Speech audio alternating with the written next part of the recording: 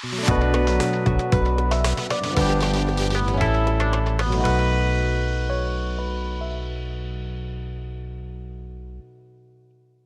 find yourself staring into a near-empty fridge, like wishing a delicious meal would just appear? Or maybe like willing your car to magically repair itself. Exactly. It's like we all have those moments where Yeah. we're practically begging the universe to just give us a break. Well, what if I told you the universe might be listening more closely than you think? Okay, now that's intriguing. Yeah.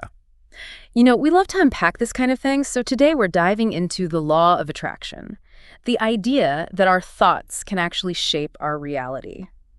We've got a stack of books from some of the biggest names in the field, ready to uncover the secrets to manifesting a better life. And we're not just talking about like wishing for material possessions. Right. We're going deep on relationships, health, career. Yeah. You name it. If you can dream it, the law of attraction claims you can attract it. Sign me up. But first things first, what exactly is the law of attraction and how does it supposedly work? It's often summed up in the phrase like attracts like.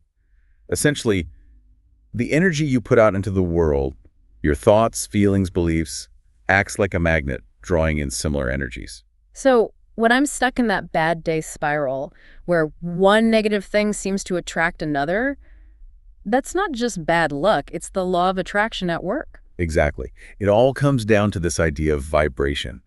Your thoughts and emotions emit a certain frequency, and that frequency attracts similar frequencies. Dwell on the negative, and guess what? More negativity heads your way. Okay, that's both fascinating and slightly terrifying. But that's where it gets really interesting, right? Because if we're creating our reality with our thoughts, we can learn to shift those vibrations to attract more of what we do want. Absolutely. And our sources offer a toolbox full of techniques for doing just that. Some are more widely known, like scripting, which is where you literally write about your desires as if they've already happened. Oh, I've heard about that. It's like writing the screenplay for your dream life. But do you really have to feel all the emotions as if it's already happened? That seems like a tall order when you're picturing yourself accepting an Oscar. You've hit on a crucial point. Many authors emphasize that the key to scripting lies in engaging all your senses. Don't just write about what you see in your desired reality, but also what you hear, smell, taste, and even touch. The more vividly you can experience it in your mind, the more powerfully you're aligning your vibration with that outcome. Wow, that's really making me think. You know, I've been trying to manifest a new apartment for ages, but I've mostly been focusing on how it looks. Maybe I need to start imagining the smell of freshly baked cookies in the oven, or the feeling of sinking into a comfy couch after a long day. Now you're getting it.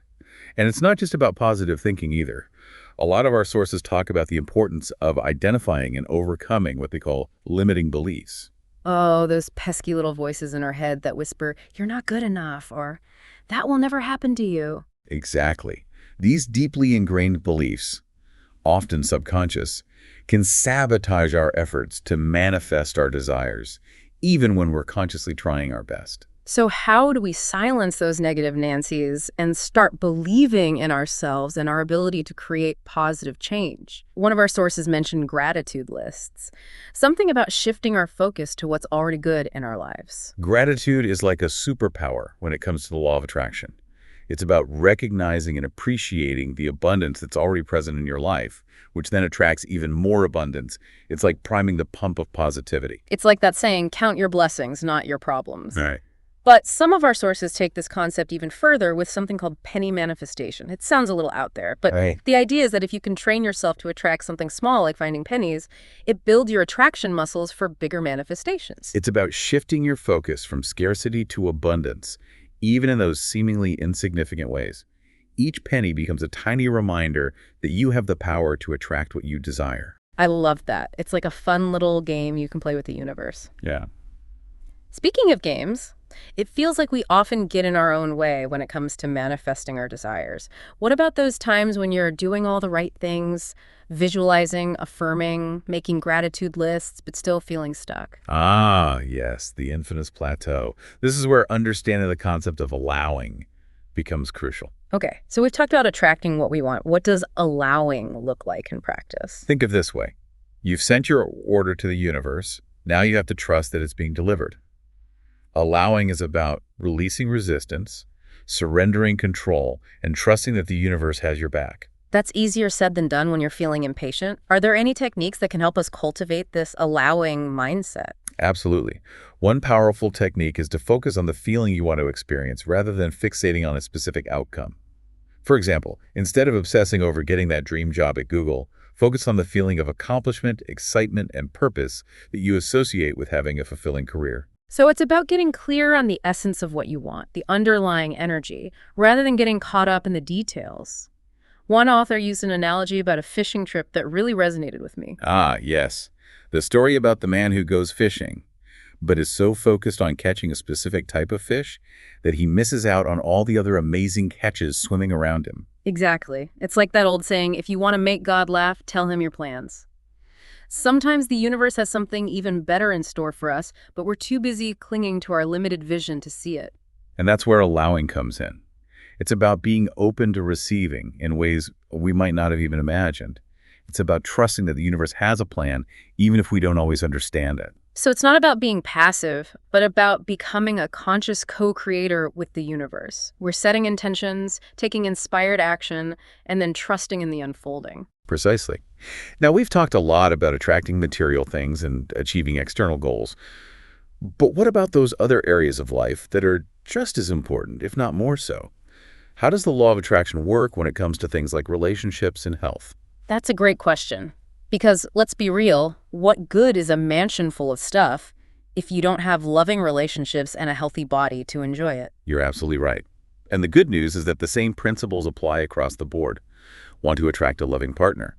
Focus on the qualities you desire, embody those qualities yourself, and trust that the universe will connect you with someone who aligns with your vibration. It's about becoming a vibrational match for the kind of relationship you want to create. What about health? Can we really manifest good health using the law of attraction? Our sources suggest that our physical well-being is largely a reflection of our dominant thoughts and beliefs.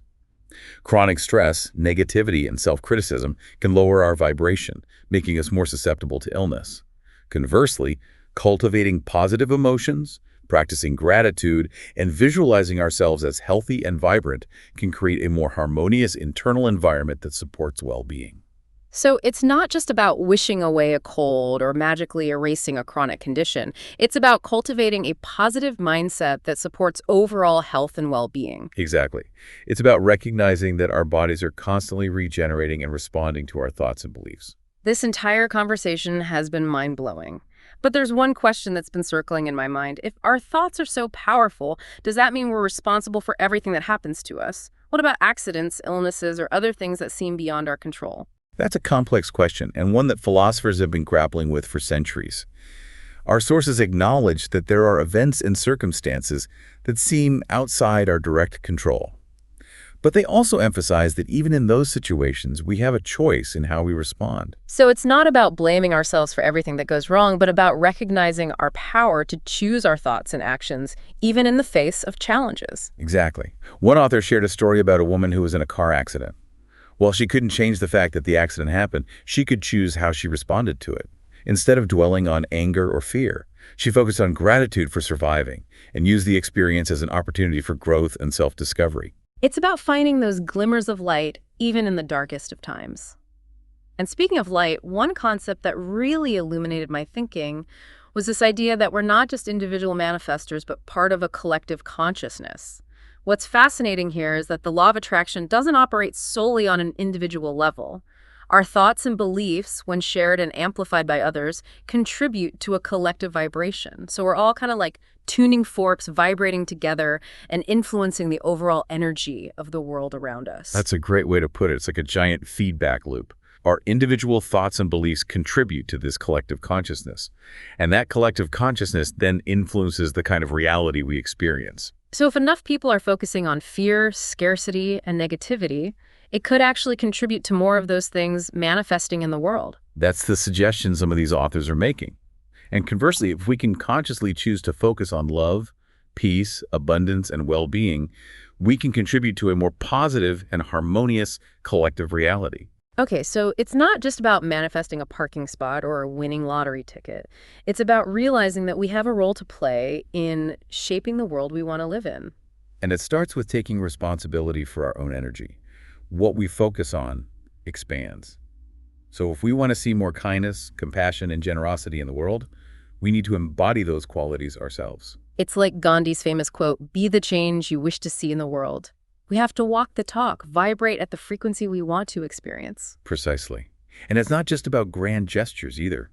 Even small acts of kindness, a smile, a helping hand, a donation to a worthy cause, these all contribute to a more positive collective vibration. It's like we're all threads in this giant tapestry of consciousness, each one of us contributing to the overall pattern and design. And just like a single thread can add beauty or create a snag in the tapestry, our individual thoughts and actions can influence the collective reality we're weaving together. This whole conversation has been both empowering and humbling. It's inspiring to think out the power we have to create positive change, but it also comes with a sense of responsibility. Absolutely. The law of attraction isn't a magic wand. It's not about escaping responsibility for our actions or denying the existence of challenges. It's about recognizing our power to choose our thoughts and beliefs, even in the midst of difficulty. It's about becoming conscious creators rather than passive bystanders in our own lives and in the world around us. And it's about approaching life with a sense of curiosity and playfulness. Remember that penny manifestation technique. It's about finding those small ways to remind ourselves that we are powerful creators and that the universe is always responding to our vibration. So as we wrap up this deep dive into the law of attraction, we encourage you to keep exploring these ideas. What resonates with you? What do you want to manifest in your life? And how can you use the power of your thoughts and beliefs to contribute to a brighter future for yourself and for all beings? The journey of self-discovery and conscious creation starts with a single thought. Choose wisely and watch the magic unfold.